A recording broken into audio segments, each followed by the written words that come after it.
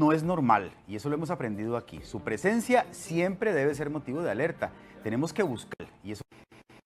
Sentir dolor no es normal, y eso lo hemos aprendido aquí. Su presencia siempre debe ser motivo de alerta. Tenemos que buscar el origen de ese dolor y definir, en conjunto con el doctor, con el médico, la forma de aliviarlo. Recibimos este viernes al médico Alexander Lin, él es especialista en medicina paliativa y control del dolor, con quien vamos precisamente a conversar sobre cómo diferenciar los dolores benignos de los malignos, que son un poco más preocupantes. Doctor, un placer, como siempre, recibirlo aquí en la casa. Muy buenos días, don Randall. Muchas gracias por la invitación. Gracias a usted por estar con nosotros. Vea, comencemos, si le parece, hablando de los dolores benignos. Y claro, quiero saber, bueno, el término uno le da una idea, más o menos. Pero ¿cómo lo podemos conceptualizar, el dolor benigno, doctor? Al hablar del dolor benigno, ¿verdad? Es un término muy utilizado en medicina, pero muchas veces también puede generar cierta confusión. Porque la palabra benigno, normalmente uno lo asocia como qué bueno, qué benevolente, buena gente. Todo lo bueno de ahí se asocia al término benigno. Sin embargo, para algunos expertos dicen que realmente no existe ningún dolor bueno, porque todo dolor viene a portar cierto alarma de que el cuerpo algo no anda bien. ¿Me explico? Claro. Y generalmente todo dolor, o más o poco, siempre limita en las actividades. Entonces, el término dolor benigno, lo único que designa es que la causa no sea una causa maligna, la contraparte del tema que vamos a compartir hoy. Lo que no es maligno, en medicina lo llama benigno, pero no es porque sea muy bueno.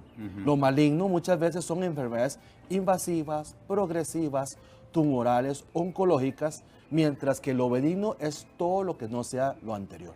Perfecto, le entiendo. Y vamos a hablar más adelante acerca del dolor maligno, que yo creo que tal vez es donde nos vamos a detener un poquito más. Claro. Pero quería preguntarle, para cerrar esta idea que usted nos da al inicio, ¿podría decirse que es un dolor sin consecuencias graves o no necesariamente? El dolor, muy interesante su pregunta. El dolor, la consecuencia grave, dependiendo de cómo uno lo enfoca. Se dice que si uno cree que el máximo bien de uno es la vida en sí, y lo que no termina con la vida, muchas veces no es tan grave. Dice que si no es la muerte, todo tiene solución, ¿cierto? Cierto. Entonces, desde ese punto de vista, el dolor sí es benigno porque no es mortal, no representa causas mortales. Sin embargo, desde el punto de vista un poco más global como funcionamiento, sí no es tan bueno, porque ese dolor igualmente limita, ese dolor hace que uno no sea tan competitivo, ese dolor hace que uno no pueda vivir la vida tan plenamente como suele ser. Como por ejemplo, yo atiendo pacientes y muchos pacientes hoy en día, ¿verdad?, están comenzando a tener dolores, sea de hombro, sea de espalda, muchos de lumbares, donde la gente dice, bueno, es una lumbalgia crónica, es una lumbociatalgia, ¿verdad? Tómese los medicamentos, pero ¿qué pasa, don Randall? Esos medicamentos bajan el dolor, pero el dolor en sí limita al individuo para seguir trabajando, para seguir funcionando. Imagínese una secretaria que tiene que pasar muchas horas de su trabajo sentado, pero resulta que tiene una lumbalgia que no permite que esté sentada. Eso le va a afectar en su trabajo.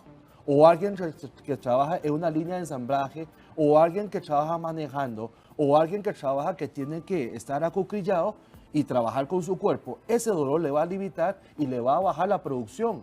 Y hoy en la sociedad, es una sociedad que nos exige mucho de producción. Cuando los compañeros hacen X cantidad y usted hace la mitad, comienza uno a tener problemas. Entonces, aunque el dolor es benigno, el resultado no es tan benigno. Le entiendo claramente. Ahora, ¿podríamos definir, doctor, cuáles son las causas más comunes, por lo menos, de dolor benigno? Bueno, si uno dijera las causas más comunes del dolor benigno, el dolor benigno generalmente se causa por daño del tejido, ¿verdad? Muchas veces por desgaste, muchas veces por un golpe. Yo creo que esos son los daños que uno puede esperarse, o algún envejecimiento, ¿no? Claro. Eso es debilidad. ¿Y hay algunas enfermedades que generalmente provoquen este tipo de dolor benigno? Así, algunas generales. Bueno, va a todas las causas. Para esos dolores uno dice que hay para todos los gustos, para todos los colores. Ajá. Va tan sencillamente como una mala fuerza, una sobrecarga que le causa una lesión de articulación, una lesión en rodilla, una lesión en lumbares o hasta una infección, una neuralgia posherpética, ¿verdad? Puede ser un dolor benigno, pero causa grandes trastornos. Las neuralgias tipo trigeminales y todas las neuralgias de pares craneales también son clasificados ahí, ¿verdad? Entonces, al hablar de dolor benigno, lo que estamos diciendo es que no es una causa por cáncer, pero todo lo demás es benigno. Es decir, que aunque lo cataloguen con ese término de dolor benigno, debo tratarlo y hacerme ver como un médico, ciertamente. Yo siento que sí, porque el dolor benigno sigue siendo un dolor de alarma para el cuerpo. ¿Me explico? Claro. Entonces, si está sonando una alarma, es importante ver qué es lo que está pasando para evitar que se pierdan más cosas. Perfecto. Son las 8:07. Vamos a hablar ahora, entonces, si le parece, doctor Lin, del doctor maligno. Ahora sí, le planteo las mismas preguntas del inicio. ¿Qué lo provoca? ¿Cuáles son las causas más importantes? ¿Y cómo se caracteriza un dolor maligno? Bueno, al hablar de un dolor maligno, ya estamos entrando a un dolor con mayores consecuencias. Igual, quizás haciendo un paréntesis, al hablar de dolor benigno y dolor maligno, generalmente esos son subclasificaciones de lo que se llama un dolor crónico. Dolor crónico en medicina, la medicina es muy sencilla. Usa términos para catalogar diferentes situaciones. Cuando uno habla de algo crónico, lo opuesto es agudo. Lo crónico y lo agudo, la diferencia generalmente es entre 3 a 6 meses. Todo lo antes de 3 a 6 meses es agudo, como algo de recién instauración. O sea, si dura más de 3 meses o ya, 6, ya es crónico. Y para saber qué es crónico, hay que saber si es benigno o es maligno, para saber si la causa es potencialmente peligroso para la vida en sí. Entonces, para hablar del dolor maligno, generalmente hablamos de una enfermedad tipo cáncer, tipo neoplasia, que progresa, progresa y progresa. Invade, invade, invade y no cede hasta terminar con el organismo. ¿Me explico? Entonces, el dolor maligno es una manifestación de un cáncer, de una enfermedad que puede ser muy progresiva y fatal. ¿El cáncer es la causa más común de dolor maligno? Es correcto. Sí. Todo tipo de Cualquier cáncer. tipo de cáncer. Puede ser cáncer de piel, puede ser cáncer de pulmón, puede ser cáncer de hígado, cáncer de mama, cáncer de cervix, ¿verdad? O de próstata. Todos los cánceres causan dolores malignos. Doctor, ¿y todo dolor crónico es maligno? No, ahí sí que no. Porque dentro de la gran proporción del dolor crónico, dichosamente, diría yo que hay una muy buena parte, quizás más de la mitad de los dolores crónicos son benignos. Benignos en la causa de cáncer, ¿no? Y eso es muy importante, qué interesante que usted lo menciona, don Randall. Porque muchas veces la gente cuando tiene un dolor piensa de lo peor. Y yo me he encontrado con pacientes o con familiares, dice, yo al médico no voy porque si voy, quién sabe qué me van a encontrar y probablemente ahí me quedo. Sí, prefiero no darme cuenta de lo que tengo. Que no me dé cuenta, no me digan lo que yo tengo, ¿verdad? Para no saber. Eso casi es como una conducta de avestruz, ¿no? Claro. Cuando uno ve Animal Planet, que para no ver el peligro lo que hace el avestruz es como que mete la cabeza dentro de la tierra, ¿no? Tierra. Y eso realmente no es adecuado, porque gran mayoría del dolor no es maligno, es benigno. Y si se detecta a tiempo, aún un dolor maligno causado por una enfermedad tumoral es tratable, es curable y es salvable. Entonces el dolor hay que agarrarlo a tiempo.